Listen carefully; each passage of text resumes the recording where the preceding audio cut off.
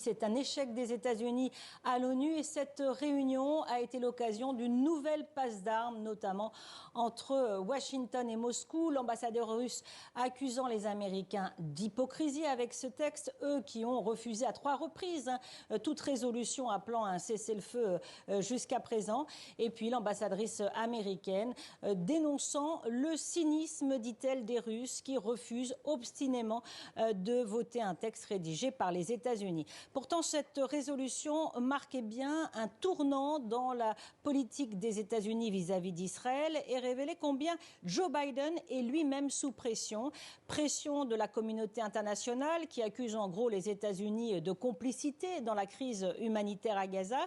Et puis pression en interne. Joe Biden est en pleine campagne pour sa réélection à la Maison-Blanche et dans son propre camp démocrate, il est de plus en plus critiqué pour sa position dans ce conflit, notamment par les électeurs américains musulmans qui ne veulent plus voter pour lui, déçus donc de sa position dans ce conflit.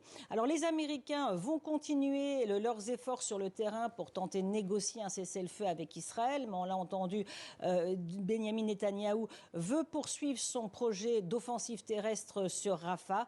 En tout cas pour les États-Unis, c'est bel et bien bloqué au Congrès américain ici à New York. À l'ONU, pardon. Et est-ce que ça signifie, Elisabeth, qu'aucun texte appelant à un cessez-le-feu à Gaza ne peut être adopté ? Alors, il y a plusieurs autres textes qui circulent actuellement à l'ONU. Un texte rédigé par les 10 membres élus du Conseil de sécurité, donc en dehors des 5 membres permanents de ce Conseil.